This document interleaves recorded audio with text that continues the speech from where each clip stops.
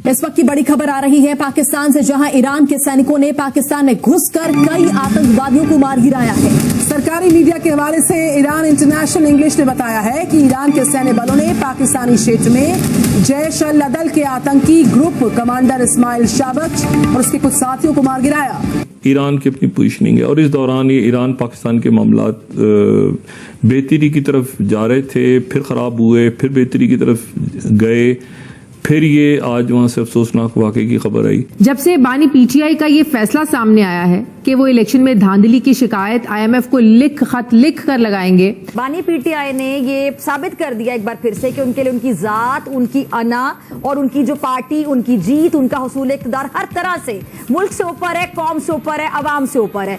तो आईएमएफ से ये मुतालबा कर लिया गया है कि कर्जे दो, लेकिन पहले इंतखाबी नताइज की जुडिशियल इंक्वायरी करवाने के लिए रियासत पाकिस्तान पर दबाव डाला जाए। आपको याद होगा 2022 में भी अगर आईएमएफ से किस्त ना मिलती तो तमाम ये सीनियर्स बैठे अग्री करेंगे, हम डिफॉल्ट के दहाने पे खड़े हुए थे, खुदा न खासा हम डिफॉल्ट कर सकते थे। खान साहब ने कहा जी कि अगर ऐसे हालात में मुल्क को कर्जा मिला तो कर्जे को वापस कौन करेगा, इस कर्ज से गुर्बत बढ़ेगी, जब तक सरमायाकारी ना हो कर्ज बढ़ता चला जाएगा। उससे पहले मैं जिक्र करना चाहूंगी कि वहां से तो आपको मुंह तोड़ जवाब मिला। उन्होंने कहा कि आपका सियासी मामला है, आपका ये जाती मामला है, इसमें हम दखलंदाजी नहीं करेंगे, हम मुदाखलत नहीं करेंगे, तो मुंह तोड़ जवाब मिल गया इनको खत लिखने का। अच्छा मुक्का खा के बैठ गए।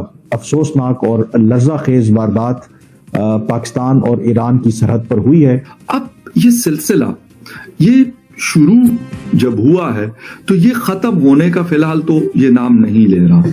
ये यकीनी तौर पर एक काफी अलार्मिंग डेवलपमेंट है, गिवन द फैक्ट कि अभी ईरान और पाकिस्तान के दरमियान जो एक मिलिट्री स्टैंड ऑफ हुआ था और उसके बाद दोनों ममालिक ने कोशिश करके चीजों को ठंडा करने की कोशिश की थी, और इस वारदात का होना यकीनी तौर पर एक कंसर्न वाली बात। और ये हो क्या रहा है कि टेंशन बजाय कम होने के मजीद बढ़ रही।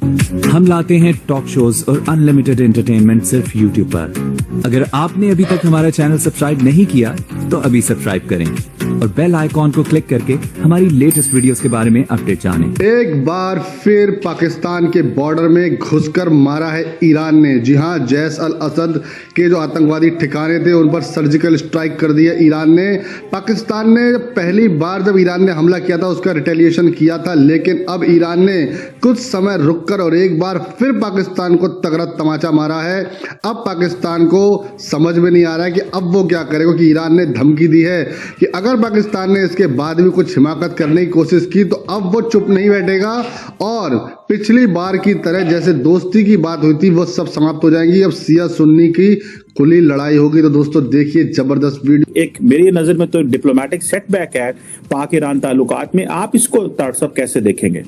चीमा साहब, मैं इसको आपकी फॉरेन पॉलिसी और फॉरेन अफेयर आपका जो डिपार्टमेंट है उसकी फ्लेवर समझता हूं मेरे ख्याल में, क्योंकि देखें मैं जो मेरे ख्याल में Iran has been very aggressive पिछले 2 साल से।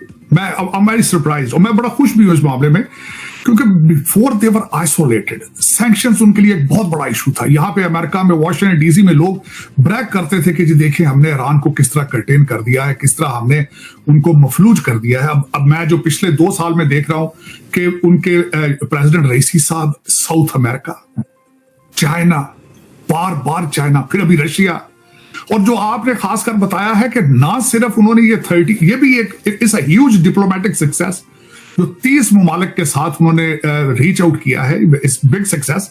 और इससे पहले जो रईसी साहब है वो already have he is leading a group जिनके ऊपर अमेरिकन सैंक्शंस हैं।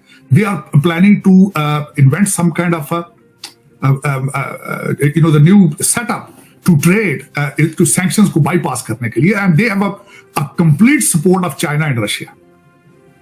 लेकिन इन सर्कमस्टांसेस के अंदर पाकिस्तान को इस तरीके से अबैंडन करना, मैं हमेशा ये कहता हूं कि इस वक्त आप कंप्लीटली आइसोलेटेड है, कंप्लीटली आइसोलेटेड। आपको खुद नहीं पता कि आप इधर चाइना के कैंप में जाना चाहते हैं या अमेरिका के कैंप में जाना चाहते हैं, आपको बिल्कुल खुद नहीं पता। चाइना ने दरवाजे बंद किए, आपने फौरन छलांग मार के तो वाशिंगटन डीसी आ गया, लेकिन अभी आपको खुद नहीं पता कि हमने कहां जाना है। और इसी तरह the entire world is behaving with you.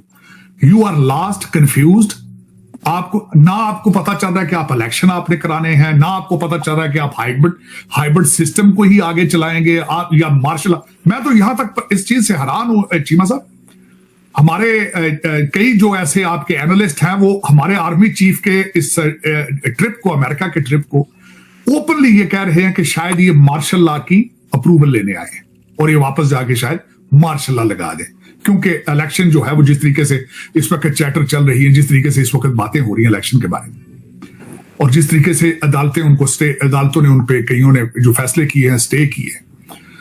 लेकिन चीमा साहब अफसोसनाक बात है कि आप बॉर्डरिंग स्टेट और आप, अच्छा दूसरा उसमें एक बात आपने एक तो खुद ही निशानदेही की अपने क्वेश्चन के अंदर कि शायद वो डंकियों का मसला है, और दूसरा आपने कहा है कि आपकी ट्रेड तो आपकी सारी स्मगलिंग है, उसको आपको ओपनली कहना चाहिए कि हमारी स्मगलिंग बहुत होती है वहां से। आप ईरान की करेंसी आपके 2 सूबों में मुसलसल चल रही है, सिंध और बलोचिस्तान में आपके 11,000 पेट्रोल पंपों के ऊपर ईरान का स्मगल शुदा तेल बिक रहा है। आप इसको स्मगलिंग कहें, ट्रेड ना कहें, क्योंकि ट्रेड में आप खुद इंटरेस्टेड नहीं है, आप स्मगलिंग को प्रमोट करते हैं, आपकी एस्टेब्लिशमेंट। बल्कि मैं हैरान हूं कि आपके वजीर आजम को कहना पड़ा है साथ पाकिस्तान और ईरान के दरमियान हालात और ताल्लुकात बद से बदतर होते जा रहे हैं के साथ ही है। तो ये हुसैन रज़ियल्लाहु अन्हु की हदीस भी है, फरमान है उनका कि कूफी ला यूफी, हम कूफी पे कभी एतमाद नहीं कर सकते। और अब बात करें अफगानिस्तान की, तो अफगानिस्तान को तो बिल्कुल बेगैरत लोग हैं, वो बिल्कुल बेगैरत लोग हैं वो। मैं बताते खुद आपके सामने जिंदा खड़ा हूँ, मेरी 50 ईयर्स एज है मेरी, मैं बताते खुद जिहाद अफगानिस्तान में मौजूद था। मैं बताते खुद ये बिल्कुल एहसान फरामोश लोग हैं। अफगानिस्तान का जो बॉर्डर एरिया है वो अराउंड अबाउट 2400 किलोमीटर है, तो वो पहले ही ऑलरेडी खतरा है पाकिस्तान के लिए, उधर से काफ़ी मामलात ख़राब हैं। और उसके बाद इंडिया का बॉर्डर है, वो भी काफ़ी मामलात ख़राब हैं। अब एक और 909 किलोमीटर का आपने महाज खोल लिया है, तो ये डिप्लोमेटिक लेवल पे दोनों मुल्कों के लिए ही नुकसान है, पाकिस्तान के लिए भी और ईरान के लिए भी। हमारे जितने भी हमसाये ममालिक हैं, जो हमारे बॉर्डर जिन भी ममालिक से लगती है, उनसे हमारे ताल्लुकात सही नहीं है। और उसकी वजह सबसे बड़ी ये है कि जो बड़ी सुपर पावर हैं वो आपस में जो उनका क्लैश है, अब जाहिर है आपको किसी न किसी तरफ तो जाना है। पाकिस्तान जिस तरफ जा रहा है तो वो हमारे हमसाये ममालिक जो है वो अलग ब्लॉक में, पाकिस्तान अलग ब्लॉक में। वो मुलव्वस थे तो ना, मुलव्वस थे इसीलिए तो उनको निकाला गया। क्यों पनाह दी? सवाल ये है कि पहले पनाह ही क्यों दी? पनाह इसलिए दी कि ये हमारे मुस्लिम भाई हैं, इस वजह से दी थी। ये नहीं पता था कि ये एहसान फरामोश है।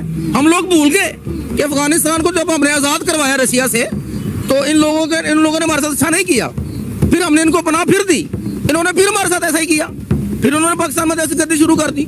अब जिसका घर उसको अपने घर जाना चाहिए, क्यों हमारे मुल्क में आकर ये वो ठट्ठा मार के बैठे हुए हैं। पाकिस्तान जब अपनी सरजमीन किसी के खिलाफ इस्तेमाल करेगा किसी के कहने पर, तो डेफिनेटली उसके असरात आएंगे। लाइक आप अफगानिस्तान के लोगों पे आपके मुल्क की जगह इस्तेमाल की जाती है अटैक के लिए, आप पैसे लेते हैं, आपकी गवर्नमेंट पैसे लेती है, या सोन जो भी इदारा इसमें इन्वॉल्व होता है।